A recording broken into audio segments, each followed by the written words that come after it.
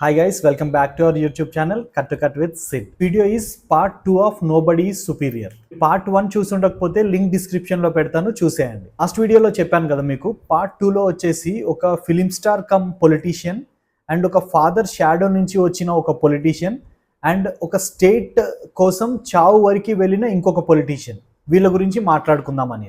So ఈ వీడియోలో ఒక ఫాదర్ షాడో నుంచి వచ్చిన ఒక పొలిటీషియన్ గురించి మనం మాట్లాడుకుందాం. So before getting in to the video, so every పార్ట్లో మనకి ఒక టేక్ అవే ఉంటుంది. పార్ట్ 1లో డబ్బు అధికారం మాయలో పడి ఒక మనిషి తన లైఫ్ని ఎలా రూయిన్ చేసుకున్నాడో చూసాం. So in the same way ఈ వీడియోలో కూడా టేక్ అవే ఉంటుంది, which is very important to life. ఈ వీడియోలో నేను ఎవరి నేమ్స్ అండ్ ప్లేసెస్ గురించి డిస్కస్ చేయను. I only discuss about the incidents, because ఆ పర్టికులర్ ఇన్సిడెంట్స్ అయినప్పుడు నాకు ఒకటే అనిపించింది, nobody is superior. So without any delays, let's get into the video. So father shadow నుంచి వచ్చిన ఒక పొలిటీషియన్ గురించి మాట్లాడుకుందాం అనుకున్నాం కదా. ఫాదర్ 2 times సీఎంగా ఎలక్ట్ అయిన పర్సన్, బట్ సెకండ్ టర్మ్లో సీఎంగా ఉన్నప్పుడు అన్ఫార్చునేట్గా ఒక యాక్సిడెంట్ వల్ల చనిపోయారు. సో తన ఫాదర్ షాడో నుంచి బయటికి వచ్చి తన ఓన్ పార్టీ పెట్టుకొని చాలా చాలా కష్టపడి సీఎం అయ్యాడు. ఎందుకు చాలా చాలా కష్టపడ్డాడు అని చెప్తున్నానంటే, ఒకవేళ ఫాదర్ చనిపోయిన సానుభూతితో అతన్ని గెలిపించాడు అనుకుందామంటే ఇమీడియట్గా నెక్స్ట్ ఎలక్షన్లో గెలిపించాలి.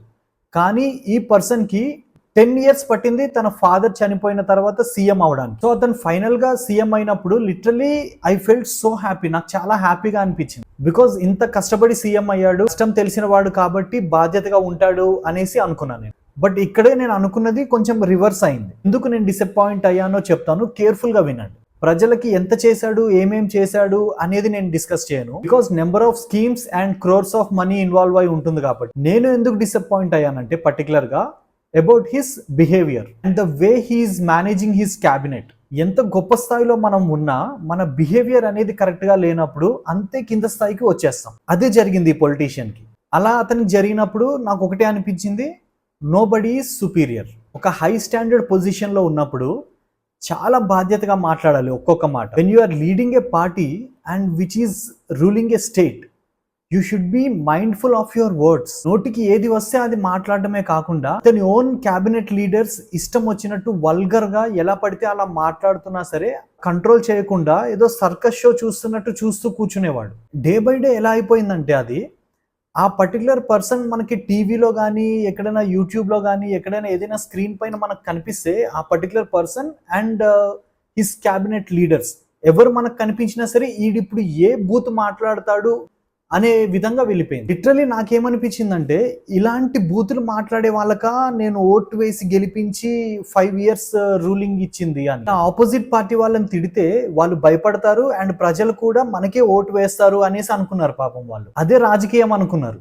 బట్ మీకు తెలుసు కదా, nobody is superior than God. దేవుడు అతని కష్టాన్ని మెచ్చి ఎలా అయితే అధికారం ఇచ్చాడో ఇన్ ద సేమ్ వే అలానే అధికారాన్ని తీసేసుకున్నాడు, ఇన్ఫ్యాక్ట్ లాగేసుకున్నాడు. జస్ట్ నెక్స్ట్ ఎలక్షన్లోనే అతని సీఎం పోస్ట్ పోయింది. నాకు అతనికి అలా జరిగినప్పుడు ఏమనిపించిందంటే, నువ్వు మంచి చేయు ఆర్ మంచి చేయకపో, బట్ మంచిగా ఉంటే చాలు, నీకు అంతా మంచి జరుగుతుంది. మళ్ళీ చెప్తా వినండి, మంచిగా ఉంటే చాలు మీకు మంచి జరుగుతుంది. ఫర్ ఎగ్జాంపుల్, ఒక బెగ్గర్ కనిపిస్తే అతనికి నువ్వు హెల్ప్ చేయి ఆర్ హెల్ప్ చేయకపో, బట్ ఆ బెగ్గర్ని ముస్టినా గొడక అనేసి తిట్టావనుకో, means your behaviour.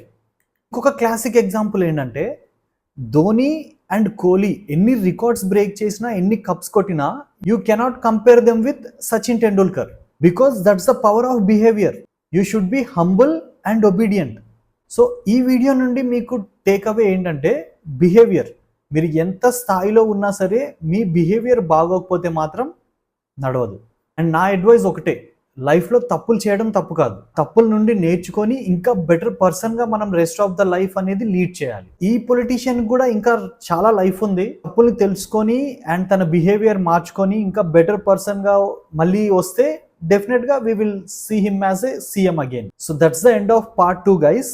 So part 3 కూడా ఉంటుంది. అందులో మనం ఒక film star come politician and also చావు వరకు వెళ్ళొచ్చిన ఒక పొలిటీషియన్ ఫర్ ఏ స్టేట్ మాట్లాడుకుందాం. అండ్ ఈ వీడియో మీకు నచ్చితే తప్పకుండా లైక్ చేయండి, షేర్ చేయండి, కామెంట్ చేయండి. ఈ ఛానల్ని సబ్స్క్రైబ్ చేయండి. ఇలాంటి ఇంపార్టెంట్ టాపిక్స్ చాలా చాలా మాట్లాడుకుందాం. Thank you so much for watching cut to cut with Sid.